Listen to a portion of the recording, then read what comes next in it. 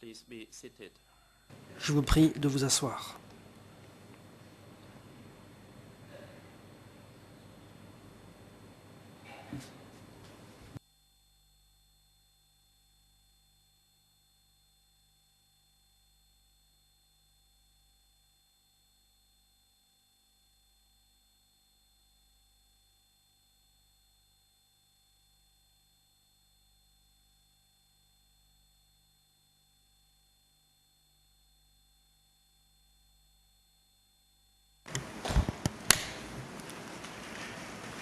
Tang Niam Angka Sahab Prachichit, Neng Tang Niam Prachiri Khmer, Ong Chumnum Chumriah Tolaka Kumpul, Au nom des Nations Unies et du peuple cambodgien, la Chambre de la Cour suprême, des chambres extraordinaires au sein des tribunaux cambodgiens, déclare ouverte l'audience d'appel contre le jugement prononcé par la Chambre de première instance le 27 juillet 2010 dans le cadre du dossier 001 daté du 18 juillet 2007. Dossier ouvert contre l'accusé Kang Guek Yew, alias Doi. Le siège se compose comme suit. Moi-même, juge Kong Srim, président, le juge Motu Nobushi, le juge Som Serengwood, la juge Agnieszka Klonwiecka-Millar, le juge Simrit, le juge Chandra Nihal Chaha Singhe, le juge Yanarun, le juge suppléant Mong Monicharya et la juge suppléante Florence Mumba. Les greffiers sont M. Sia Mao, M. Christopher Mark Ryan et M. Pan Thun.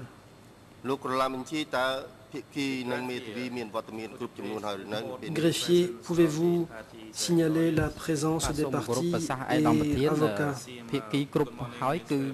Bonjour, Monsieur le Président. Toutes les parties sont présentes.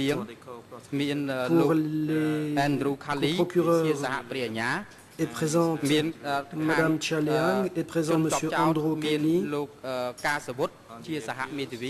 Pour l'accusé, les avocats de la défense, Maître Karsavut et Maître Kang Ritari, sont présents. L'accusé lui-même, Kang Guek Yew, alias Duc, est présent. Concernant les avocats du groupe 1 des parties civiles, Maître Tisrina, Maître Karim Khan et M. Alain Werner, ou plutôt M. Alain Werner est absent.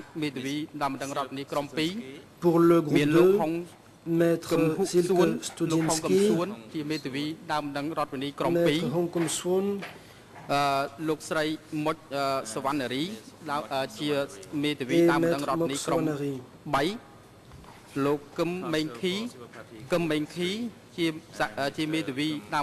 Groupe droit des parties civiles, les avocats, Maître Elisabeth Rabezandratana, Madame Maître Martine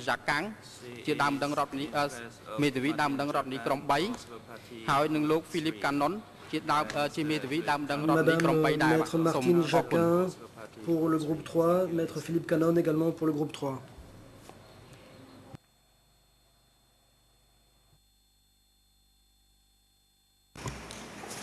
Ông Savanaka Than, from Nomring Lake, Son Son Mui, Chot Hai Di Dop Rambai, Kai Kakada Chanam Pipon Perpi, Damien Chun Chot Chout Kang Ge Yew Hak Doj, Le jugement rendu par la Chambre de première instance contre l'accusé Kang Guek Yew alias Dok a été prononcé le 26 juillet 2010. Le procès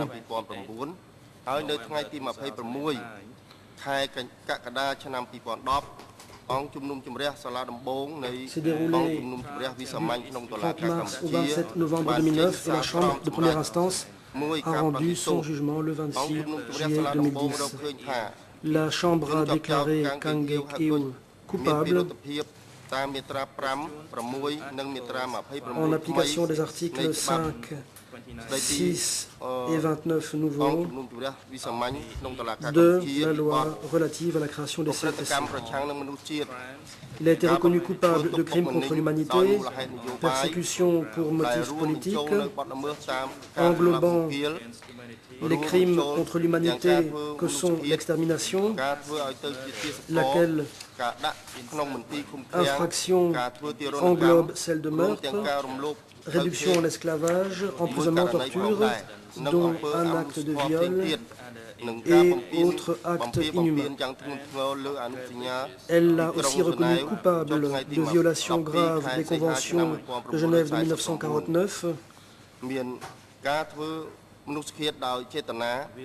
suivantes: homicide intentionnel, torture et traitement inhumain, fait de causer intentionnellement de grandes souffrances ou de porter gravement atteinte à l'intégrité physique ou à la santé,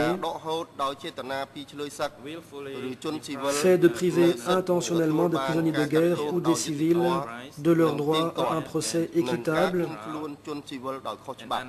et détention illégale de civils. Ces crimes ont été commis à Phnom Penh et sur l'ensemble du territoire du Cambodge du 17 avril 1975 au 6 janvier 1979. La Chambre de première instance a condamné Kang Geuk-eun à une peine unique de 35 ans de réclusion criminelle avec une réduction de peine de 5 ans à titre de réparation pour la violation des droits de Kang Geuk-eun du fait de la détention illégale qu'il a subie du 10 mai 1999 au 30 juillet 2007 sur ordre du tribunal militaire cambodgien. L'accusé a droit à ce que soit déduit de sa peine le temps qu'il a passé en détention, c'est-à-dire la période allant du 10 mai 1999 au 30 juillet 2007, sous l'autorité du tribunal militaire cambodgien, ainsi que la période allant du 31 juillet 2007 jusqu'au moment où le jugement acquiert autorité de choses jugées sous l'autorité des CETC. Concernant les crimes relevant du droit national,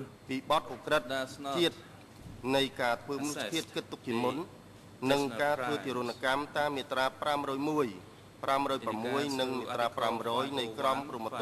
ce qui concerne les articles 501 et 506 du Code pénal cambodgien de 1956 et l'article 3 nouveau de la loi relative au CETC, en ce qui concerne les réparations, toutes les parties civiles dont le nom figure au paragraphe 645 à 650 ont subi un préjudice résultant directement des crimes dont Kang Geuk-eun a été reconnu coupable. La Chambre rassemblera toutes les déclarations d'excuses et de reconnaissance de responsabilité faites par Kang Geuk-eun durant le procès. Ce recueil d'expressions, d'excuses et de reconnaissance de responsabilité sera affiché sur le site officiel des CETC dans les 14 jours suivant la date à laquelle le jugement deviendra définitif. Toutes les autres demandes de réparation au titre de l'action civile sont rejetées.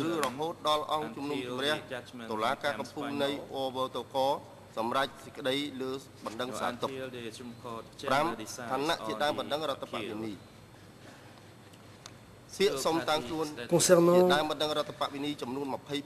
la reconnaissance du statut de partie civile, 24 personnes ayant formé une constitution de partie civile et dont le nom figure au paragraphe 647, 648 et 649 se sont vus rejetés dans leur demande par la Chambre de première instance. Le jugement a été rendu en audience publique le 26 juillet 2010. Il était susceptible d'appel conformément au règlement intérieur des CETC.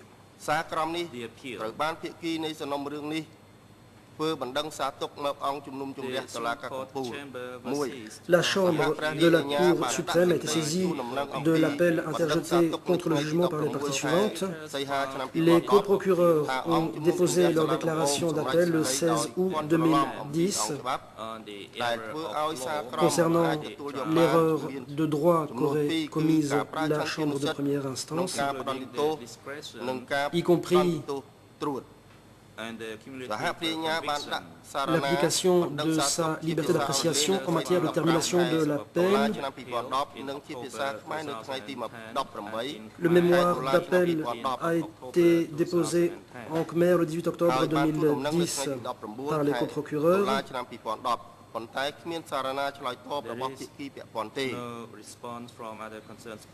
Les autres parties n'ont pas répondu au mémoire d'appel déposé par les coprocureurs.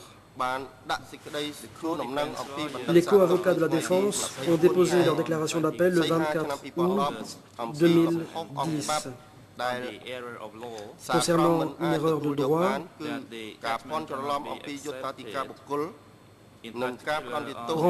invalidant le jugement, notamment pour ce qui est de la compétence rationnée personnelle, ainsi que la peine unique de 35 ans de réclusion criminelle. L'appel a été interjeté le 18 novembre 2010 et ensuite il a été modifié. Les co-avocats du groupe 3 de partie civile ont déposé leur réponse en décembre 2010. Ensuite, les coprocureurs ont déposé leurs observations concernant l'appel. En date du 16 mars 2011, les co-avocats de l'accusé ont répliqué au procureur le 14 janvier 2011 en Khmer et le 17 février 2011 en anglais. Les co-avocats du groupe 1 des parties civiles ont déposé une déclaration d'appel au titre de la procédure simplifiée le 16 octobre 2010 contre le rejet des demandes de constitution de partie civile. Cet appel au titre de la procédure simplifiée est daté du 13 septembre 2010.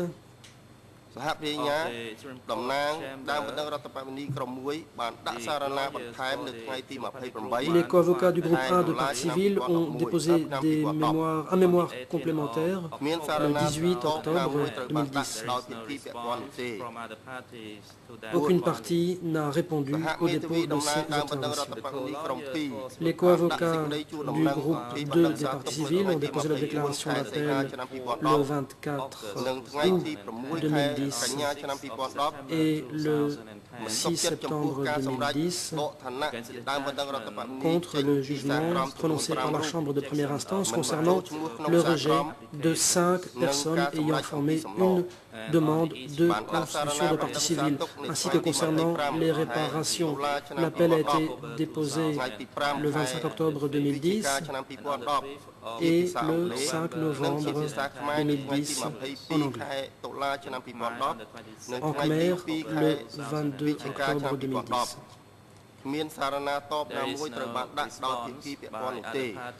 Aucune autre partie n'a répondu.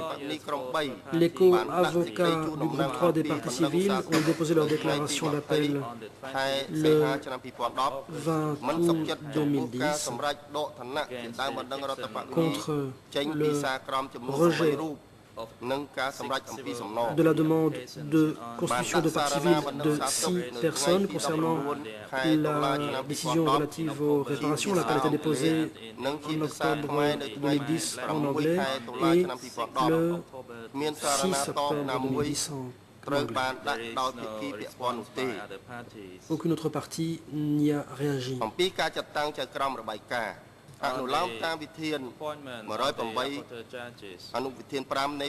J'en viens à la désignation de juge co-rapporteur. En application de la règle 108 du règlement intérieur, le président de la Chambre de la Cour suprême peut désigner des juges chargés de jouer le rôle de rapporteur. Il y a 4 catégories. D'abord, la compétence rationnée personnelle. Le rapporteur est le juge Somserewut.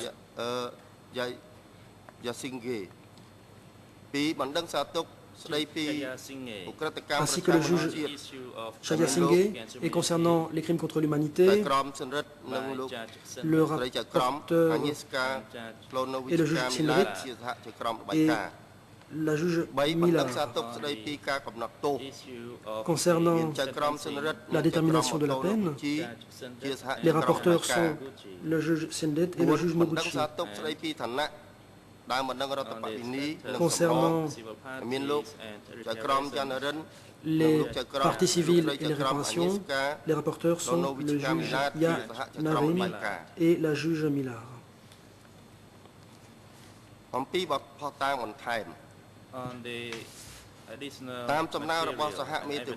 Concernant la demande d'admission d'éléments de preuve supplémentaires faite par les avocats de la défense et les avocats du groupe 1, 2 et 3 des parties civiles. Une demande d'admission d'éléments de preuve supplémentaires a été déposée devant la Chambre de la Cour suprême.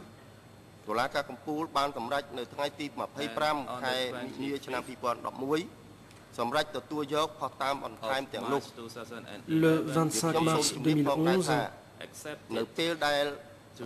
nous avons fait droit à cette demande d'admission de moyens de preuve et de pièces supplémentaires. La Chambre de la Cour suprême rappelle à toutes les parties que dans leurs observations verbales, elles sont invitées à présenter de nouveaux moyens de preuve.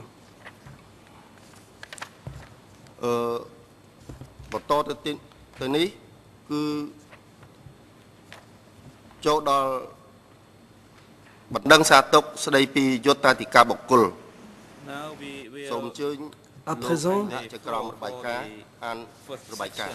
nous allons passer à la première partie de l'appel. Il s'agit de la compétence rationnée personnelle. Je vais à présent donner la parole au juge rapporteur. ដោយបានការឯកភាពពីលោកសហចក្រមរបាយការណ៍នេះហៅសាយាសិង្ហេខ្ញុំសូមលើកឡើងនៅរបាយការណ៍ស្ដីពីបញ្ហាប្រតិកម្មបុគ្គលក៏សាលក្រមសាលាដំបង Mon confrère, l'autre co-rapporteur, m'y autorise, je voudrais présenter le rapport.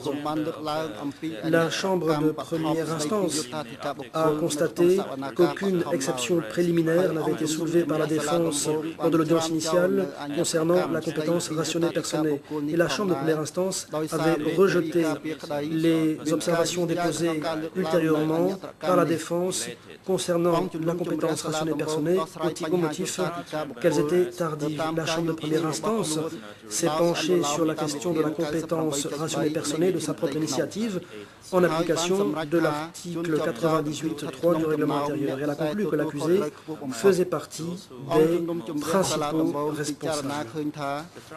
La Chambre de première instance a considéré qu'il n'était pas nécessaire d'examiner le point de savoir si l'accusé était également un haut dirigeant du Kampuchea démocratique. J'en viens aux observations des appelants. La défense a interjeté appel contre le jugement en première instance au motif que la Chambre de première instance avait commis une erreur de droit et de fait en considérant que l'accusé relevait de la compétence rationnelle personnelle des CETC. Les arguments de la défense à l'appui de sa thèse, tels que mentionnés dans le mémoire d'appel sont les suivants. La Chambre de première instance aurait commis une erreur en rejetant les arguments avancés par la défense contestant la compétence rationnée personnelle au titre qu'ils étaient tardifs au titre de la règle 89. La Chambre de première instance a commis une erreur en interprétant la compétence rationnelle personnelle de CTC comme englobant deux catégories de personnes, les hauts dirigeants et les principaux responsables. Et comme l'appelant n'est pas un haut dirigeant du Kampuchea démocratique, il ne peut pas figurer parmi les principaux responsables. Enfin, la Chambre de première instance aurait commis une erreur en ne prenant pas en considération les éléments de preuve à décharge. La défense a demandé à la Chambre de la Cour suprême d'ordonner la mise en liberté de l'accusé et de considérer que la détention de celui-ci avait été une forme de protection accordée à un témoin. Les coprocureurs ont répondu que les arguments de la défense concernant la compétence rationnelle personnelle ne remplissaient pas les conditions minimales relatives au dépôt d'observation et qu'il devrait donc être rejeté par la Chambre de la Cour suprême.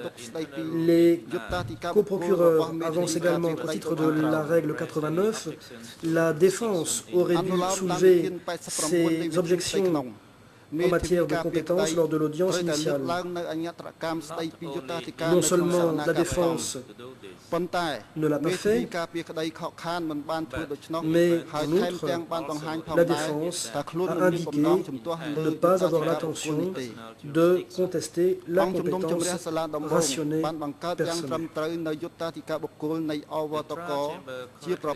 La Chambre de première instance a correctement interprété la compétence rationnelle personnelle des CTC comme incluant deux catégories distinctes de personnes, à savoir les hauts dirigeants et les principaux responsables. Et la Chambre de première instance a eu raison de considérer que l'accusé faisait partie des principaux responsables.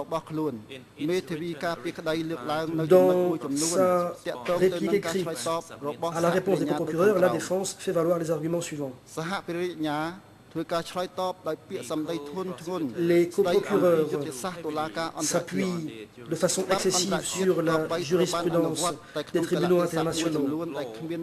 Il conviendrait de se référer au droit international, au CETC, uniquement dans certaines circonstances qui ne sont pas présentes en l'espèce. La jurisprudence internationale ne peut pas être invoquée pour faire entrer l'accusé dans la catégorie des principaux responsables. Et les coprocureurs ont interprété de façon erronée la règle 89 du règlement intérieur, en ceci que la compétence rationnelle personnelle est contestée au titre des éléments de preuve produits durant le procès.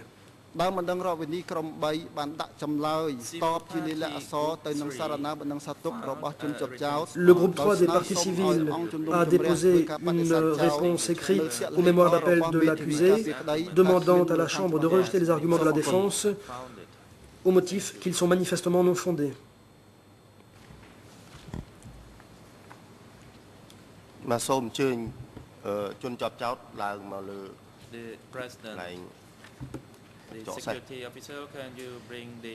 J'invite à présent les agents de sécurité à amener l'accusé dans le box.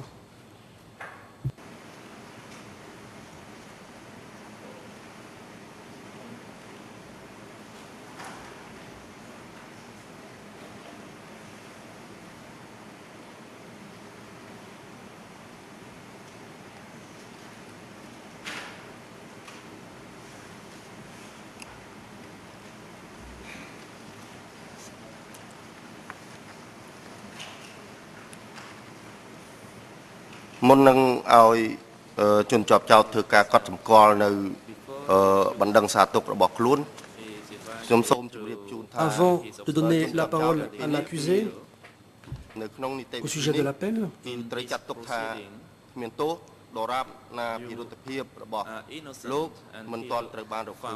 l'accusé est considéré comme innocent tant qu'il n'a pas été reconnu coupable. L'accusé a le droit d'être informé des charges pesant contre lui charge dont je viens de donner lecture, et l'accusé a le droit d'être représenté par les avocats de son choix. À chaque étape de la procédure, l'accusé peut exercer son droit au silence.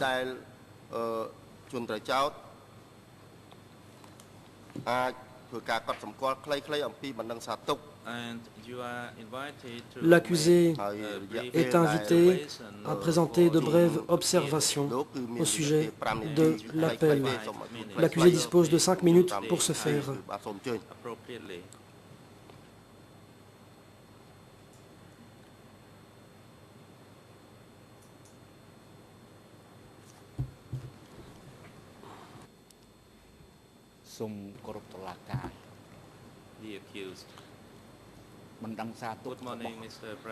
Bonjour, Monsieur le Président, Madame, Messieurs les juges.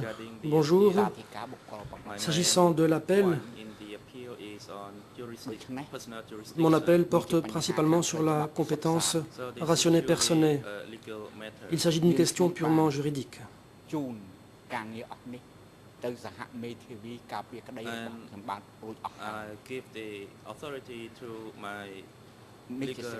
Je donne autorité à mes avocats pour parler en mon nom. Merci. Le Président, merci pour vos observations.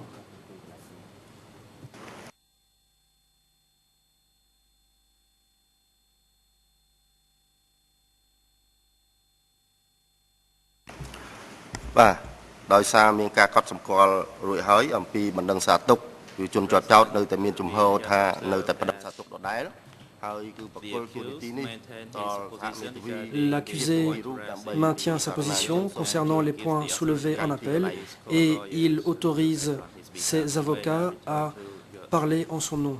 Accusé, vous pouvez reprendre votre place.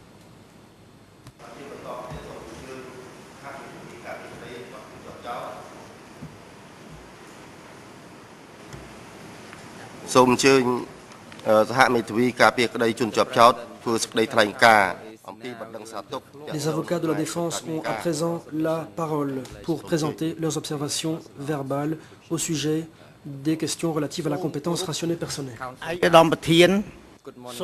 Maître Karsavout, bonjour Monsieur le Président, bonjour Mesdames, Messieurs les juges. Et bonjour à toutes les personnes présentes ici dans la salle d'audience. Je m'appelle Karsavout, je représente Kangek Iyo alias Douk, l'accusé en la présente affaire,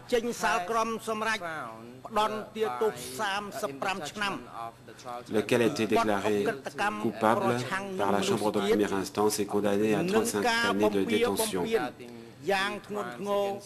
pour crimes contre l'humanité et violation grave des conventions de Genève du 12 août 1949. En vertu des articles 5, 6 et 29 nouveaux de la loi relative au CETC. Mesdames, Messieurs, en vertu de l'accord entre l'ONU et le gouvernement royal du Cambodge,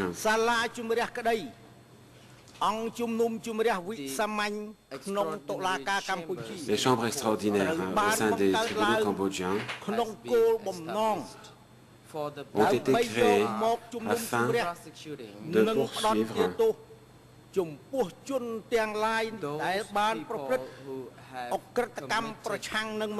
les personnes qui ont commis des crimes contre l'humanité, des crimes de guerre, des actes de génocide et des violations graves des conventions de Genève du 12 août 1949.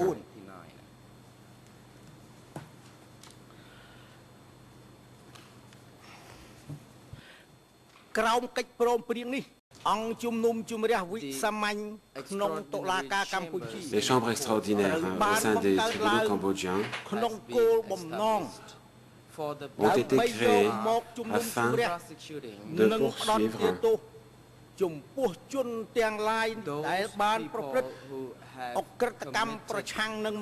Les personnes qui ont commis des crimes contre l'humanité, des crimes de guerre,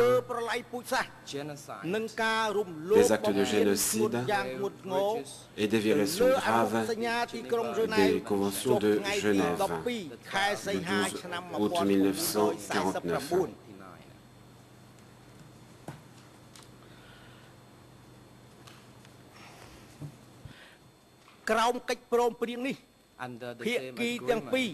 En vertu de cet accord aussi,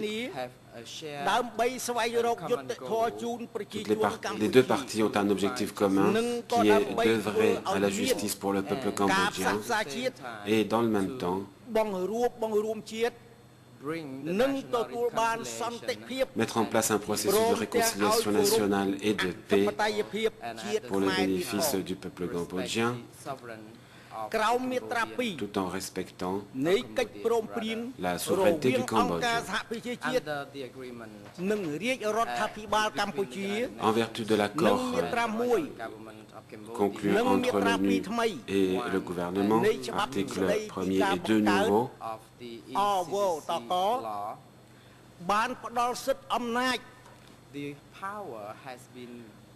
de la loi, il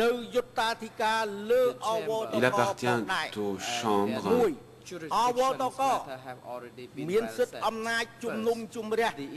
d'agir dans le cadre d'une certaine compétence. Ainsi, les chambres extraordinaires sont compétentes pour traduire en justice ceux qui ont commis des crimes contre l'humanité ou des crimes de guerre, ainsi que des actes de génocide ou des violations graves des conventions de Genève du 12 août 1949. Deuxièmement, les CETC ont le pouvoir,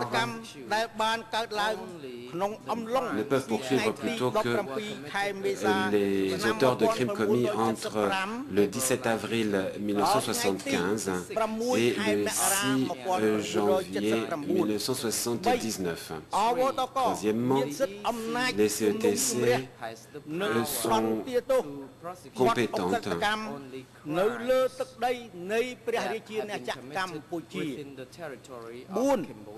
pour des crimes commis sur le territoire du Cambodge. Quatrièmement, les CETC sont compétentes uniquement pour ce qui est des hauts dirigeants du Cambodge démocratique et les principaux responsables des crimes qui ont été commis à l'époque.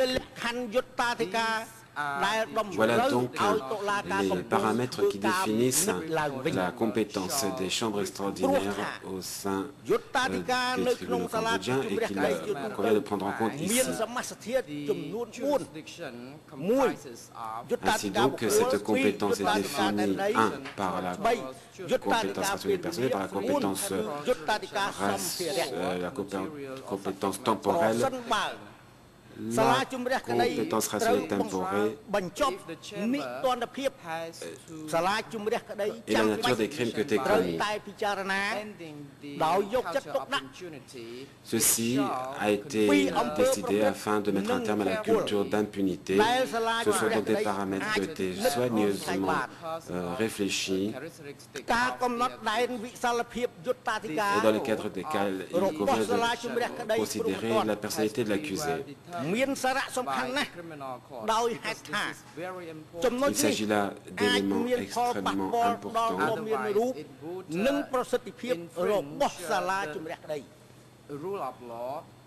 car sinon l'on enfreindrait le principe de l'égalité, le principe de primauté du droit. Pour ce qui est de la compétence rationnelle temporelle et de la compétence rationnelle locis,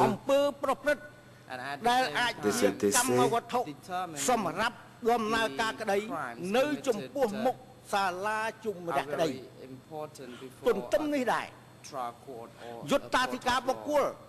Il s'agit de questions directement liées à la compétence des CETC.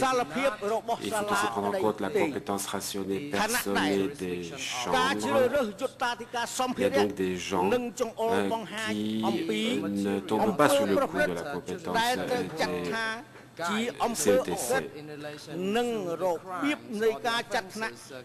Tous ces paramètres doivent guider la Chambre dans l'examen du dossier retenu contre l'accusé. Il appartiendra donc de voir aussi si les crimes qui ont été commis sont des crimes de relèvement du droit international ou simplement du droit interne national cambodgien. Pour procéder à cet examen et pour lutter contre l'impunité, il convient d'interpréter correctement les questions de compétence, prendre en compte les éléments géographiques, la nature des crimes commis et les personnes concernées. Cela étant, d'après notre étude, d'autres tribunaux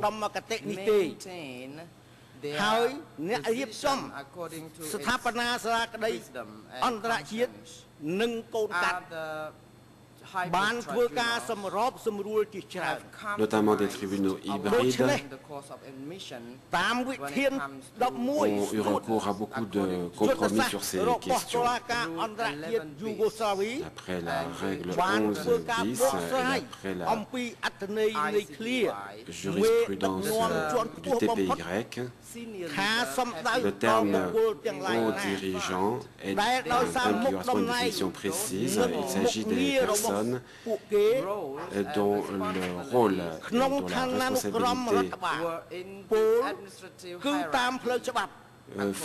qu'ils appartenaient au rang hiérarchique supérieur de l'administration, de facto et de jure.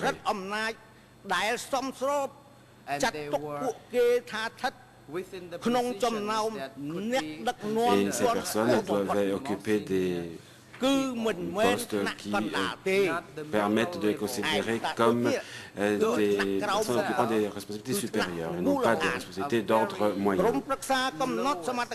Or, en espèce, l'accusé occupait des fonctions de loin inférieures. Selon la jurisprudence du TPY,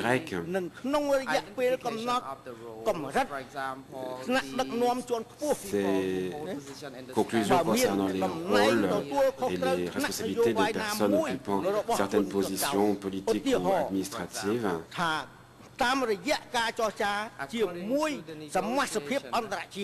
et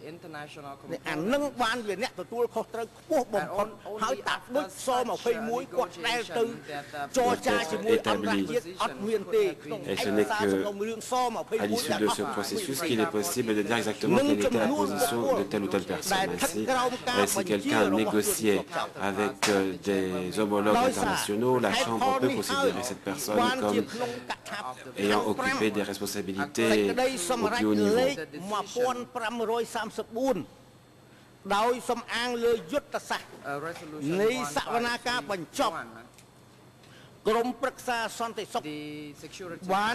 Le Conseil de résolution a adopté une résolution, la résolution 1531, dans laquelle il définit les critères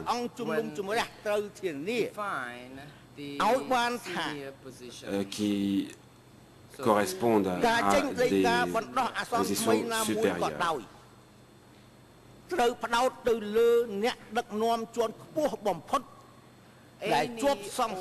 Alors quels sont ces critères?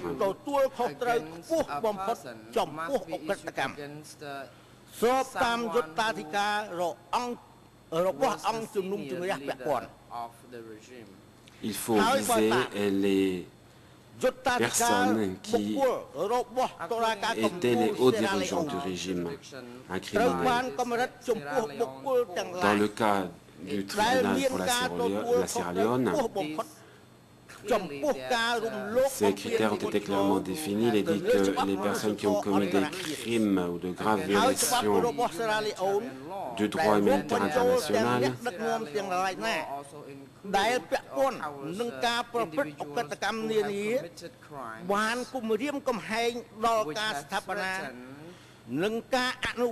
sur les personnes qui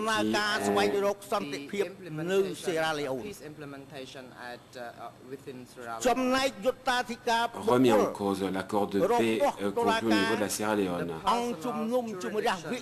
La compétence rationner, personner, s'agissant des CETC, s'inspire d'autres sources importantes et parfois controversées et de décisions rendues par d'autres tribunaux internationaux.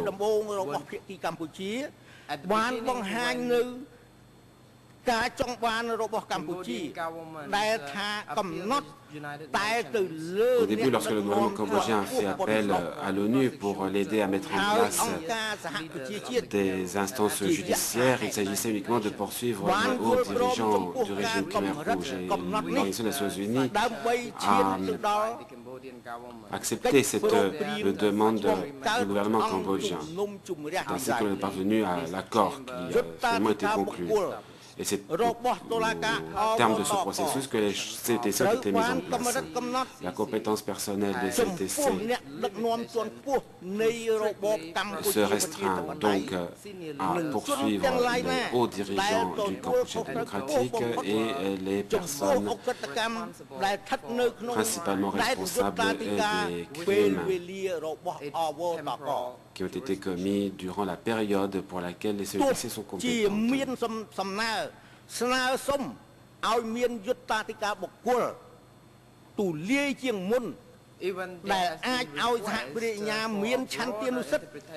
Certains ont cherché à ce que cette compétence soit interprétée de façon plus large, de sorte que les procureurs aient une plus grande marge de manœuvre.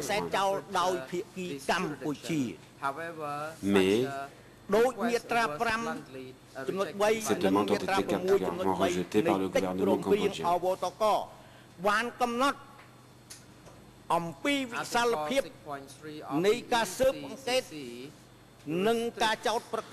L'article 6.3 restreint la portée des poursuites menées par les coprocureurs et les juges d'instruction aux seules enquêtes sur les crimes commis par les hauts dirigeants du régime Khmer Rouge et les principaux responsables des crimes commis à l'époque.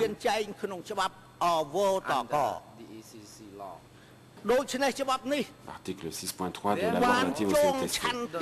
Par conséquent,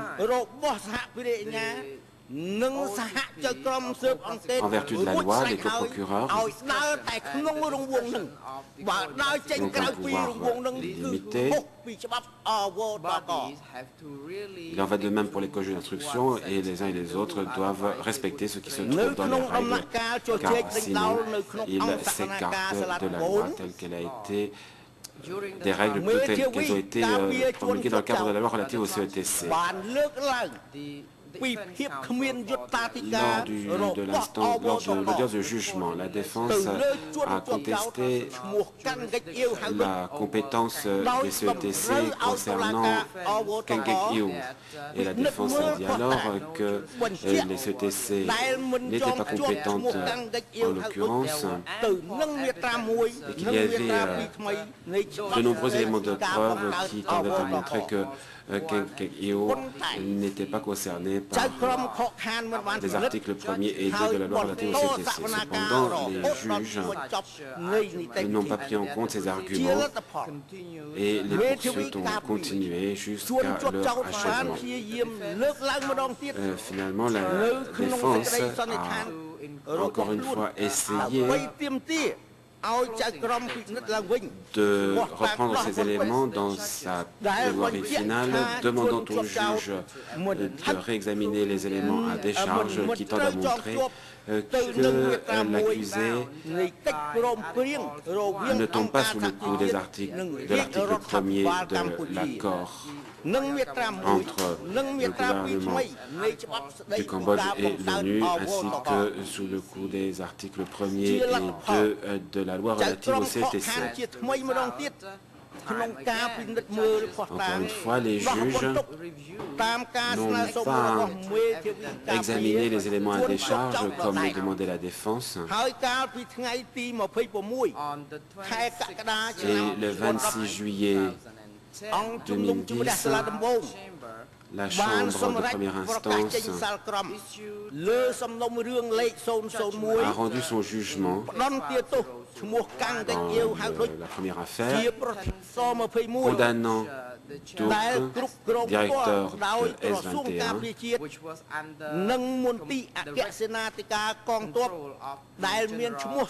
et placés sous l'autorité directe de l'état-major et du ministère de la Défense dirigé par Son Sen, a condamné donc Duc à 35 ans de réclusion. Le jugement du 26 juillet 2010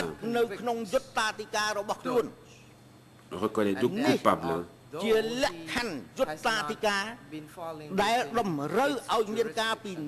même qu'il ne tombe pas sous la compétence des CETC. La défense maintient sur ce point sa position, à savoir que la Chambre doit réexaminer les conclusions de la Chambre de première instance concernant l'appartenance de Duc à la catégorie des hauts dirigeants du régime Khmer Rouge et des personnes principalement responsables des crimes qui étaient commis à l'époque. La défense conteste aussi la méthode employée par les coprocureurs, les coachs d'instruction et la Chambre de première instance pour ce qui est de définir la compétence personnelle, la compétence rationnelle personnelle des CETC vis-à-vis de Duc. On a cherché à faire tomber Duc sous le coup de cette compétence, mais les avocats de la défense restent convaincus que Duc n'est pas responsable. Et je pense qu'il y a erreur de la Chambre pour ce qui est de la compétence rationnelle personnelle des CETC.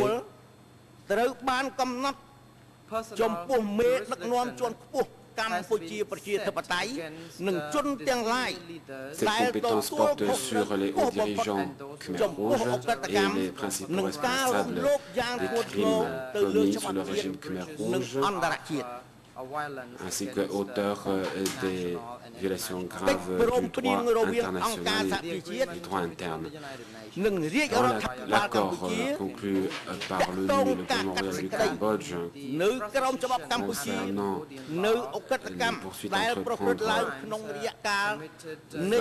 que les crimes commis durant la période du régime Khmer Rouge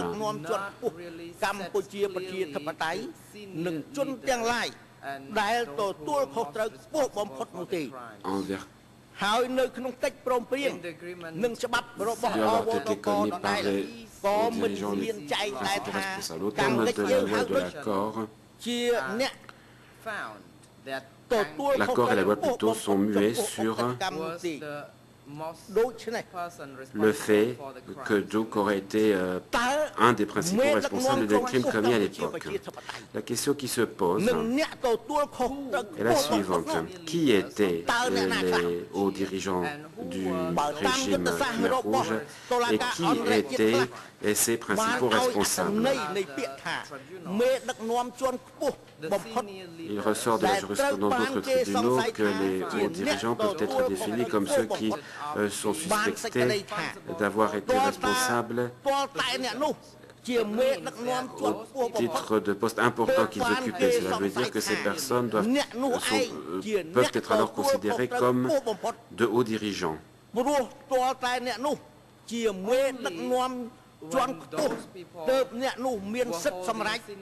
n'est que si ces personnes détenaient des postes importants qu'ils avaient véritablement le pouvoir de prendre des décisions, de donner des ordres,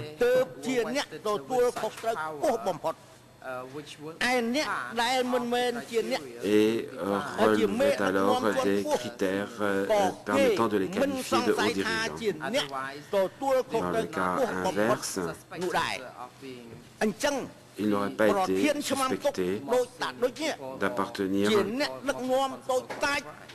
au rang des principaux dirigeants, des hauts dirigeants ou principaux responsables. D'autres, pour sa part, étaient directeurs d'une prison, d'un centre de sécurité. Comment peut-on le considérer comme un des principaux responsables des crimes? Je voudrais appeler votre attention, Mesdames, Messieurs les juges, sur cette catégorie des principaux responsables et des hauts dirigeants, à commencer par les hauts dirigeants.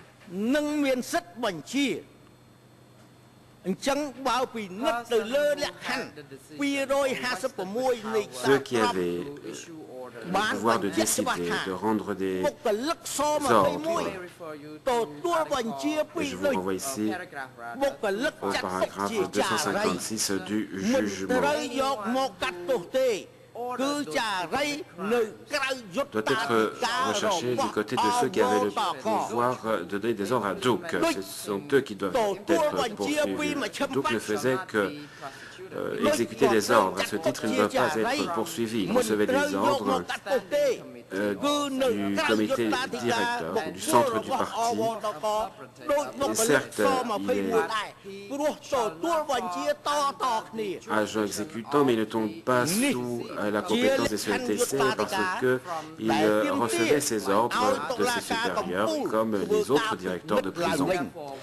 Et par conséquent, nous demandons à la Chambre de la Cour suprême de revenir sur ces conclusions. Sur les conclusions de la Chambre de première instance. La Chambre de première instance a conclu que Duke comptait parmi les principaux responsables des crimes commis sous le régime Khmer Rouge. Elle ne l'a fait que pour s'assurer que les poursuites aboutissent, mais ce faisant, la Chambre de première instance a porté atteinte à la primauté du droit et aux accords de paix de Paris de 1991, dans lesquels il dit que la Constitution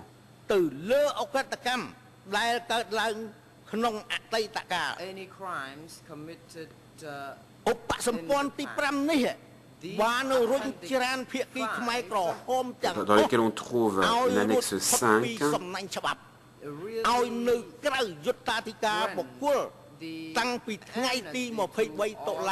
qui accorde l'amnistie aux anciens soldats et cadres Khmer Rouge. L'article 21 de l'accord de paix de Paris dit très clairement que tous les prisonniers de guerre seront libérés et que les civils qui étaient en détention doivent également être relâchés. Et lorsque l'APRONUC est venu au Cambodge, ces personnes ont effectivement été relâchées et certains ont été vus à la table de négociation. Les Khmer Rouges faisaient partie des délégations et des partis qui ont participé aux élections, ce qui laisse entendre qu'ils avaient déjà été pardonnés car dans le cas inverse, ils n'auraient pas été autorisés à participer aux élections. Je voudrais souligner que les Khmer Rouges à l'époque ont boycotté les élections. Je peux donc en conclure que dans le cadre de la loi elle-même, il a déjà été reconnu que ces personnes, dès 1991 et jusqu'à ce jour, n'étaient plus considérées comme tombant sous le coup de la loi. L'article 7 du Code pénal de 2007 porte sur la détermination des actes criminels.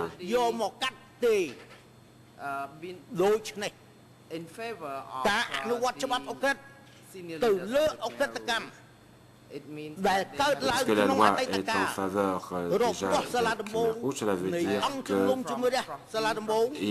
sont dorénavant exempts de poursuite.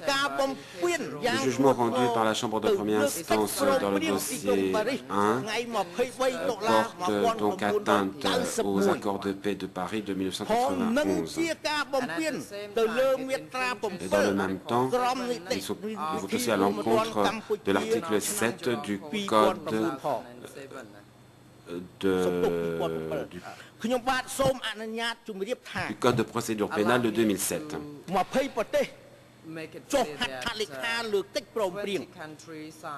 20 pays ont signé des accords. Le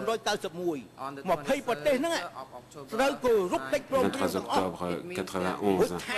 Cela veut dire que ces 20 pays sont tenus par le contenu de ces accords. There was a dispute between Thailand and Cambodia at the border. There has been an appeal to the international community. Il y a aussi eu appel à la communauté internationale dans le contexte du différend frontalier entre la Thaïlande et le Cambodge pour contraindre la Thaïlande à respecter ces dispositions. Et aujourd'hui, nous sommes dans la même situation. Ici au CETC, à savoir que les CETC doivent elles aussi respecter ces dispositions. Car quand la Thaïlande ne respecte pas les dispositions convenues, l'on conclut que la Thaïlande est dans une situation illégale. Je ne crois pas que les CETC souhaitent suivre l'exemple de la Thaïlande.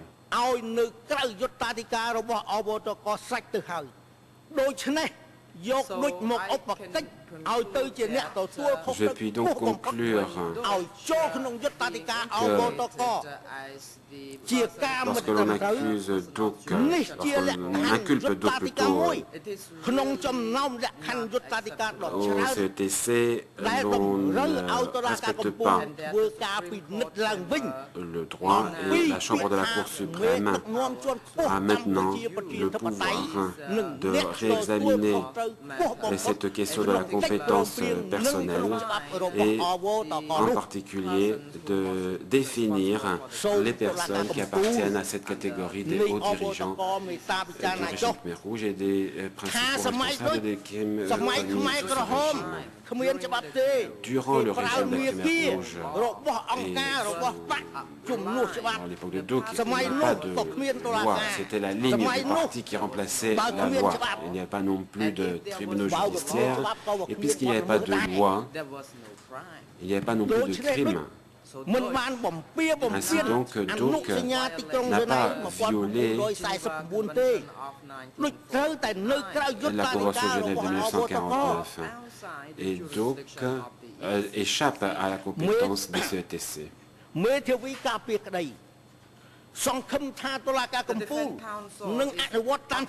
La défense croit fermement que la Chambre de la Cour suprême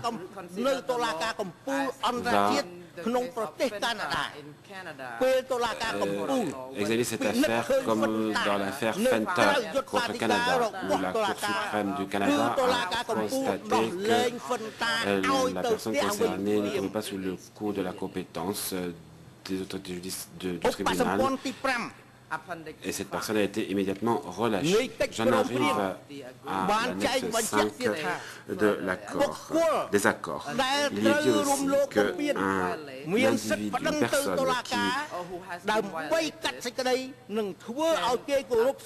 dont les droits ont été violés peut interjeter appel de la décision. Donc a interjeté appel devant la Chambre de la Cour suprême, demandant à la Chambre de veiller au respect de ses droits, tel que prévu à l'annexe 5 des accords de paix de Paris de 1991.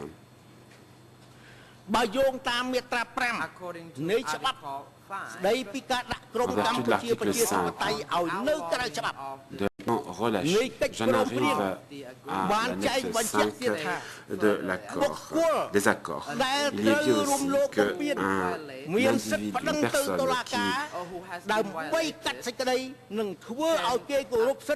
dont les droits ont été violés peut interjeter appel de la décision. Donc, à interjeter appel devant la Chambre de la Cour suprême, demandant à la Chambre de veiller au respect de ses droits, tel que prévu à l'annexe 5 des accords de paix de Paris de 91.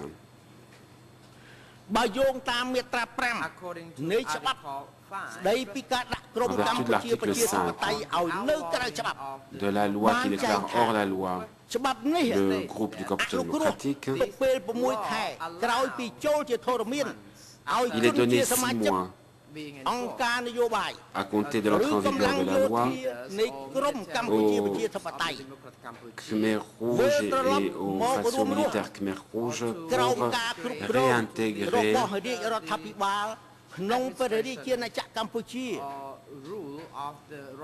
l'administration du gouvernement royal cambodgien, et il est dit que ces personnes ne seront pas punies pour les crimes qu'elles auraient commis. Cette disposition doit aussi s'appliquer ici. Or, la Chambre de première instance ne l'a pas fait, ne l'a pas prise en compte, et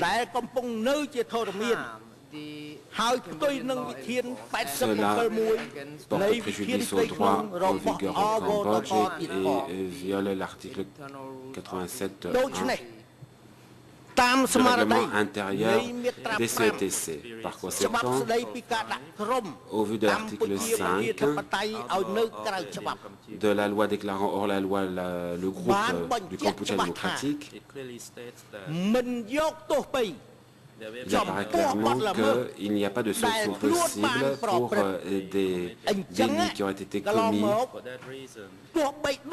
par les personnes visées par la loi. Et si donc, si Duc a commis des crimes, il ne peut néanmoins être puni pour ces crimes en vertu de la loi de 95. Il en ressort que Duc ne tombe pas sous le coup de la compétence des CETC en vertu de l'article 7 du Code de procédure pénale qui prévoit l'extinction des poursuites.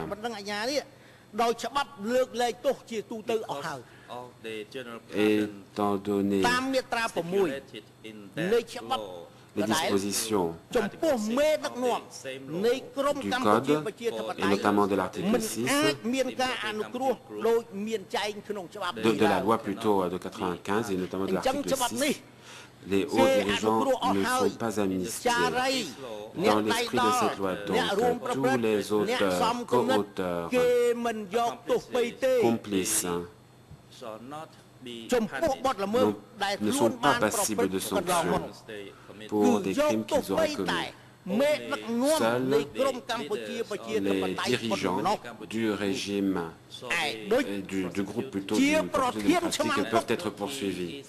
Or, Duc n'était que directeur de prison, similaire au directeur des 196 centres psychiatriques qui existaient dans le pays, qui n'ont pas été poursuivis par le tribunal ou considérés comme tombant sous le coup de la compétence rationnée personnelle des CETC. Pourquoi donc seul Duc sur ces 195 directeurs de prison a-t-il été poursuivi?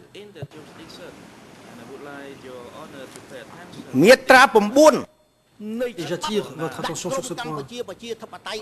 L'article 9 de la loi mettant hors la loi le groupe des Khmer Rouges indique clairement que toute personne qui violerait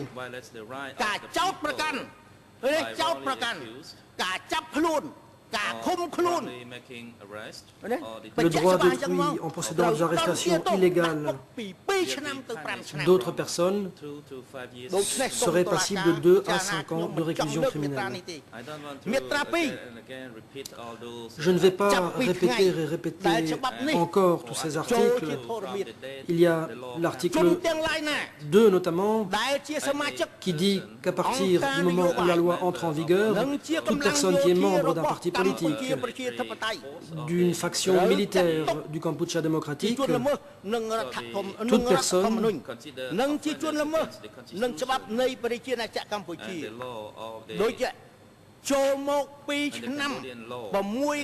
doit voir sa situation examinée en fonction du droit en vigueur. Duc est venu au Cambodge 2 ans et 6 mois avant l'entrée en vigueur de cette loi. Si Duc avait continué à commettre des infractions, alors il aurait enfreint cette loi. Mais à compter du moment où la loi est entrée en vigueur, Duc n'a commis aucune infraction eu égard à la Constitution et aux lois du Royaume du Cambodge. Par conséquent, Duc ne relève pas de la compétence des CETC, comme c'est le cas des autres 195 directeurs de prison. Voilà notre principal argument concernant la compétence rationnelle personnelle. Autre chose, le 27 juillet 1999, les 2 premiers ministres du Cambodge ont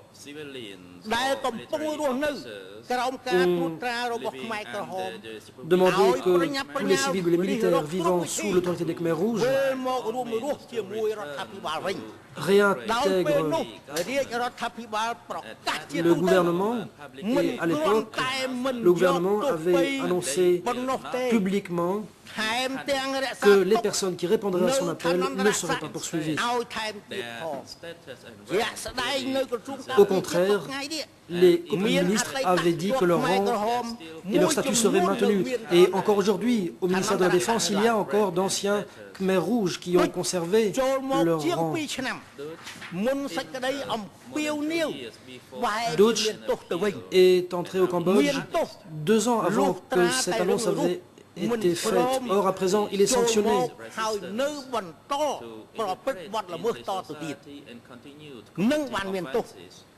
Alors qu'il s'est réintégré et qu'il n'a pas commis de nouvelles infractions. L'article 7 du Code de procédure pénale de 2007 stipule que l'extinction de l'action publique est possible. En effet, le gouvernement a lancé un appel dans ce sens. Le gouvernement a promulgué une loi en 1999. Il y a eu aussi les accords de paix de Paris en date du mois d'octobre 1991.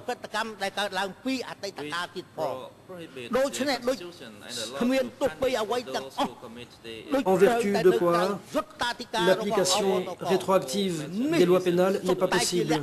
Pour les raisons précitées, Duc n'entre pas, ne tombe pas sous la compétence des CETC. Et j'invite les juges à se pencher sur cette question avec toute l'attention requise. La Chambre de première instance a souscrit aux conclusions des coprocureurs, lesquels ont tiré des conclusions floues sur le point de savoir si l'accusé fait partie des principaux responsables.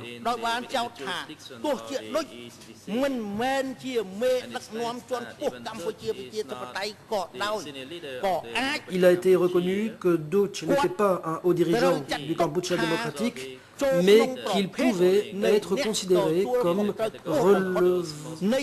étant un des principaux responsables des crimes commis.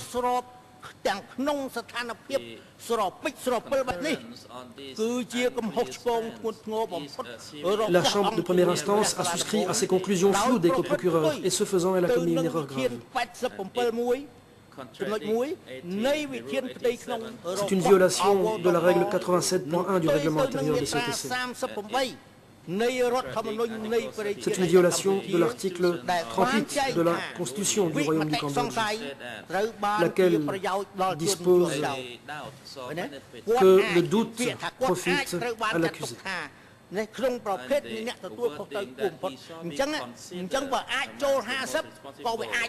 Le libellé selon lequel il peut être considéré comme un des principaux responsables revient à énoncer une probabilité. Il y a une marge de doute de 50%. S'il y a hésitation, le bénéfice du doute doit profiter à l'accusé. Le groupe d'experts de l'ONU, lui aussi, a été hésitant pour ce qui est de la définition des principaux responsables des crimes et des graves violations du droit cambodgien et international. Ils ont indiqué, et ici je cite les termes employés par les experts, si cela était avéré, autrement dit, si cela était avéré, il y a un doute. Or, le doute doit profiter à l'accusé, lequel doit être acquitté sur la base de la loi relative au CTC, qui incorpore des dispositions de droit administratif et pénal. Il s'agit de poursuivre les hauts dirigeants et les principaux responsables des crimes commis sous le régime du Kampuchea démocratique. Et la Chambre doit examiner attentivement la question de la compétence rationnée personnelle en s'appuyant sur les normes du droit administratif du Royaume du Cambodge, afin de déterminer quelles personnes entrent dans cette catégorie. En l'espèce, il existe des documents cambodgiens qui indiquent clairement quel était le rôle et le statut de l'accusé.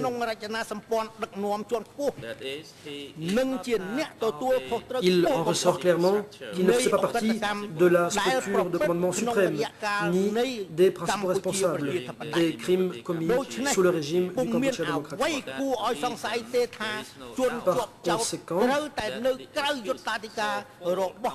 l'accusé ne relève pas de la compétence des CETC.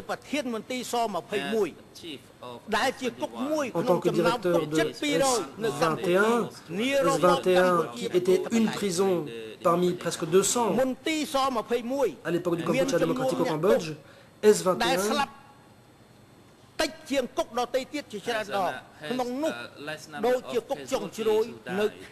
plutôt à S21, il y a eu un nombre de décès moindre qu'à Chongtroi dans la province de Kompong Chnang, où 150 000 personnes ont trouvé la mort. Dans d'autres prisons également, il y a eu davantage de prisonniers qui ont trouvé la mort qu'à S21.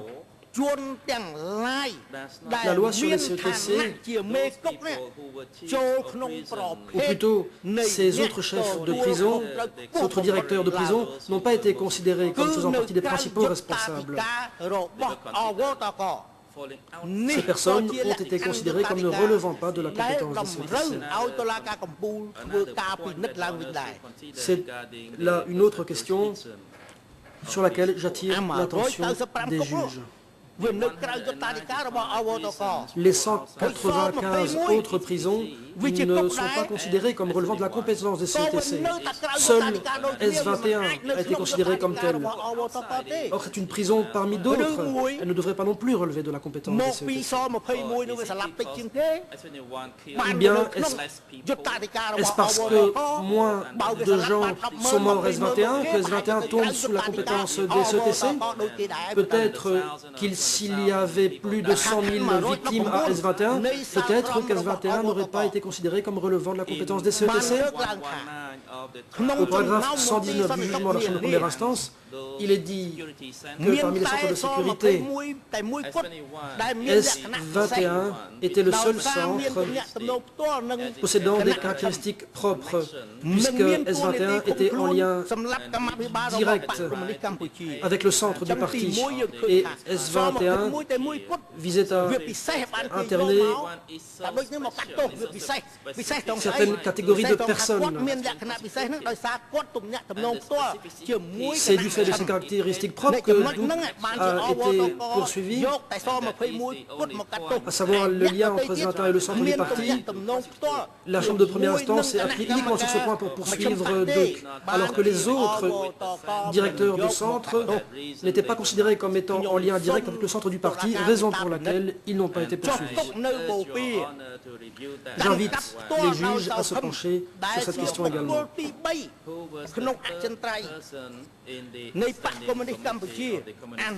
Au comité permanent du PCK, le numéro 3 lui-même n'était pas en lien direct avec le centre du parti. Et Chotchon alias Tamok contrôler une zone, c'était le numéro 4 au sein du centre du parti.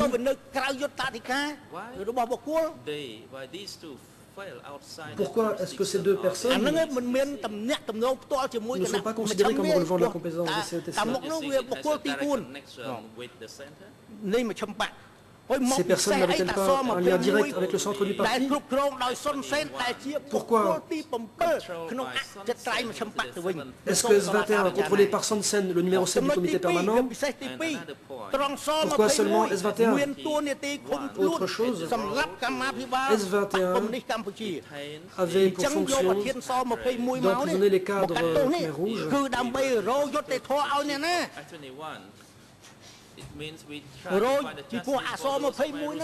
Si l'on poursuit le directeur des 21, cela veut dire qu'on essaie de rendre justice au cadre Khmer Rouge.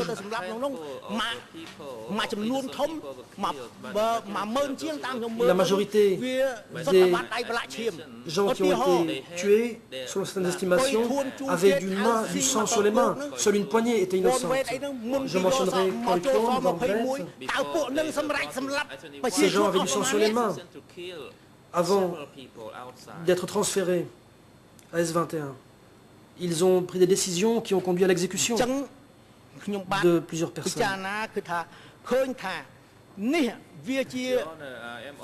Madame, Messieurs les juges, ceci est un nouveau facteur auquel les juges sont invités à réfléchir.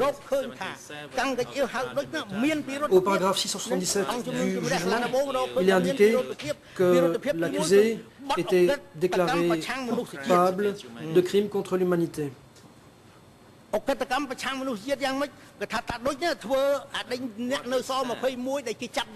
Qu'est-ce que cela veut dire? Il est indiqué que Duc avait réduit en esclavage les prisonniers. Qu'en est-il de la situation des autres 195 prisons? Pourquoi n'est-il pas rendu justice aux victimes des autres centres? Il est dit que Duc a procédé à l'arrestation et qu'il a mis en détention ces personnes à S21.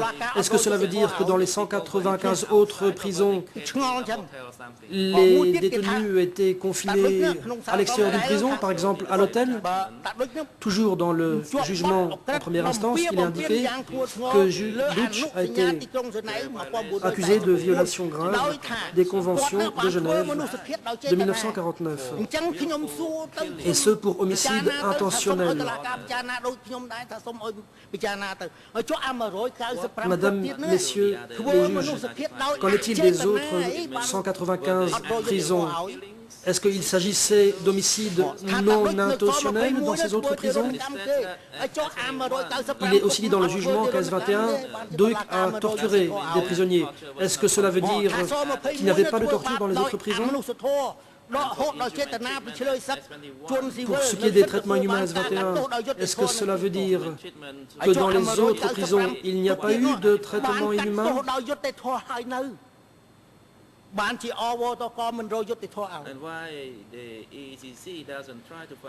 Pourquoi est-ce que les CETC n'essayent pas de rendre justice aux victimes des 195 autres prisons? À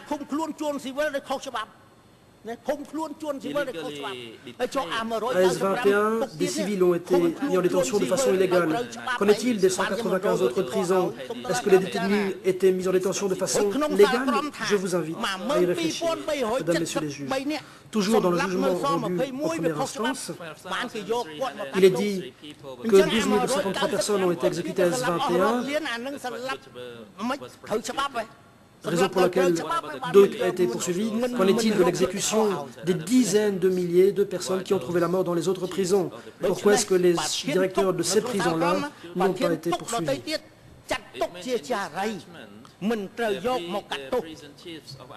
Les directeurs des autres prisons n'ont pas été poursuivis. Je le répète, ils ont bel et bien été considérés comme des auteurs, mais n'ont pas été poursuivis. Seul Doik, directeur de S21, a été poursuivi. Il devrait seulement être considéré comme auteur. Dans le jugement, il est indiqué que Doik n'était pas un auteur de crime entrant dans la même catégorie que les 195 autres prisons. Est-ce juste? Bien sûr que non. Les co-procureurs ont indiqué dans leur réponse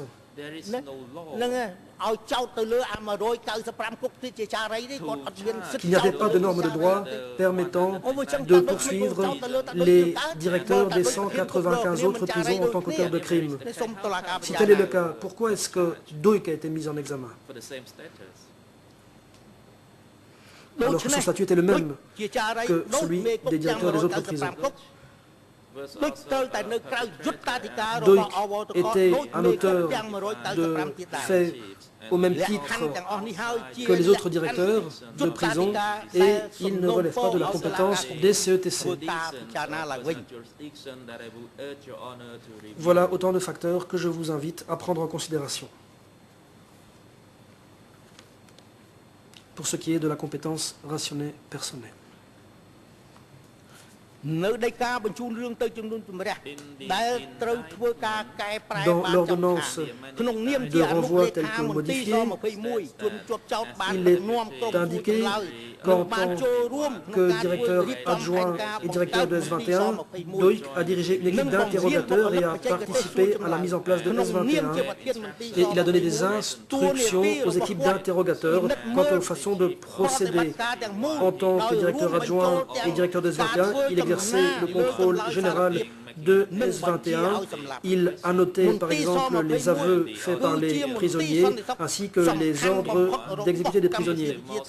S21 représentait la principale prison au Kampuchea démocratique et S21 faisait partie, était rattaché au PCK puisque S21 faisait directement rapport au échelon supérieur du régime et était active dans l'ensemble du pays et y était détenu des hauts cadres venant de l'ensemble du pays.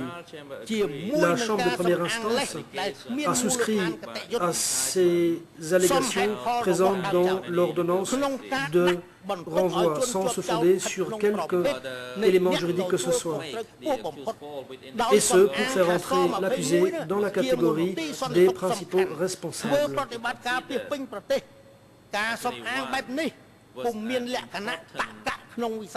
Au motif que S21 était un centre de détention important. Ceci ne peut nullement se justifier au regard du droit. Lorsqu'il s'agit de définir les principaux responsables,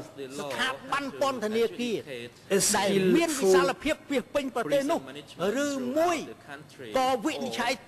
faut analyser l'administration pénitentiaire de tout le pays ou bien est-ce qu'une décision de justice doit être rendue uniquement en fonction du statut de principal responsable d'une personne? Sur le plan théorique, s'il s'agit de déterminer qui étaient les principaux responsables, Il faut prendre en considération l'autorité et le statut de l'intéressé au sein de la structure administrative en question. En tant que directeur de S21, Doik avait uniquement pour rôle d'accueillir les prisonniers qui lui étaient envoyés depuis les différentes régions du pays. Ensuite, cette personne était interrogée et était envoyée pour être exécutée sur la base des instructions de l'échelon supérieur. On ne peut pas en conclure que Doik exerçait la principale responsabilité. Ce n'est pas lui qui prenait les décisions. De plus, les actes qui étaient les siens étaient semblables à ceux des autres directeurs de prison du pays. Une autre erreur a été commise.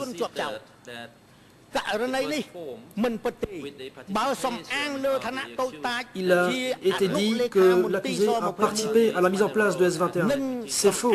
En tant que directeur adjoint de S21, il n'était pas membre du comité permanent et donc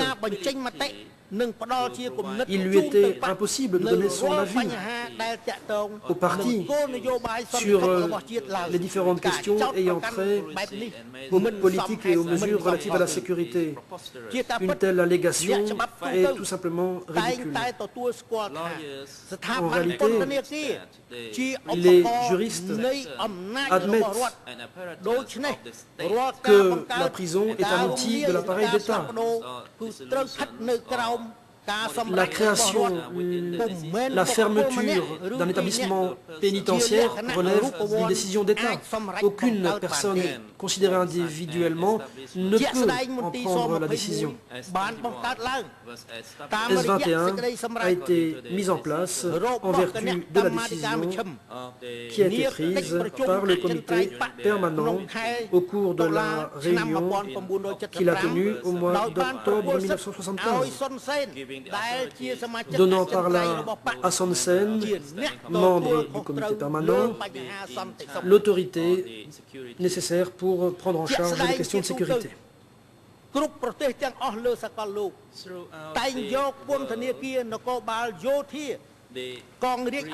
Dans le monde entier,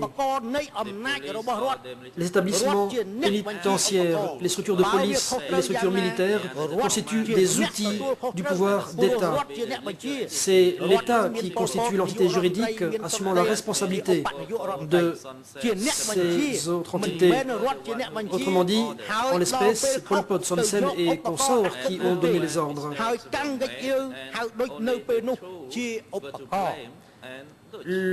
Or, ici, on jette la pierre à Doik qui était seulement un outil utilisé par les supérieurs.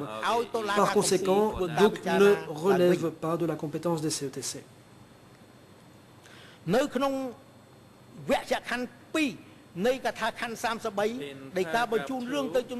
Au paragraphe 2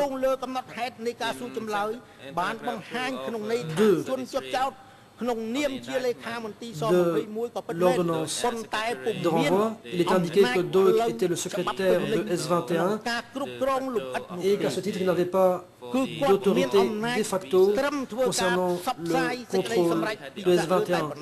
Son autorité portait uniquement sur la diffusion des informations venant de l'échelon supérieur. On peut examiner la structure du PCK. Il y a au sommet le secrétaire Pol Pot, ensuite il y a les secrétaires de zone, les secrétaires de division et en troisième lieu, il y a les secrétaires de secteur. Et enfin, il y a les secrétaires de régiment. Et en quatrième lieu, il y a les secrétaires des comités de district.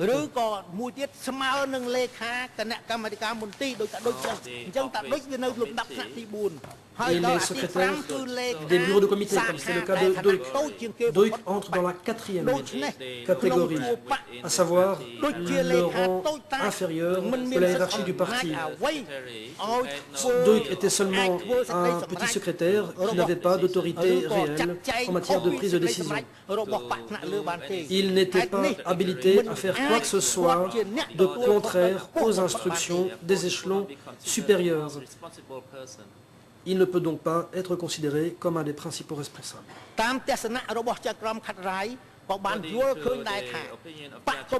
Selon la juge Cartwright,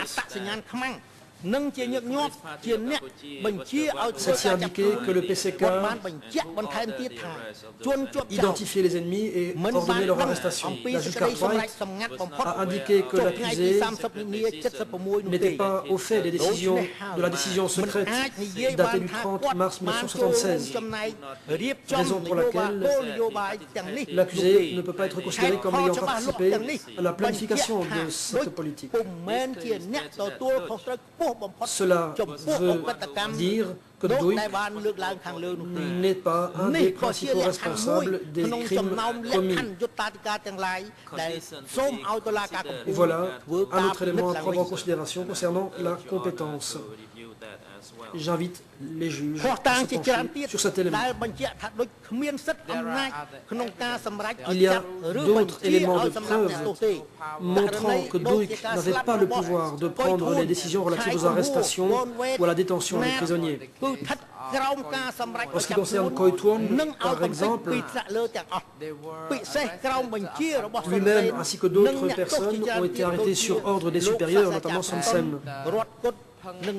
Pang Ton, Rongkot et d'autres personnes, et même la belle famille de Duik, ces personnes ont été arrêtées et Duik n'a pas eu la possibilité d'intervenir.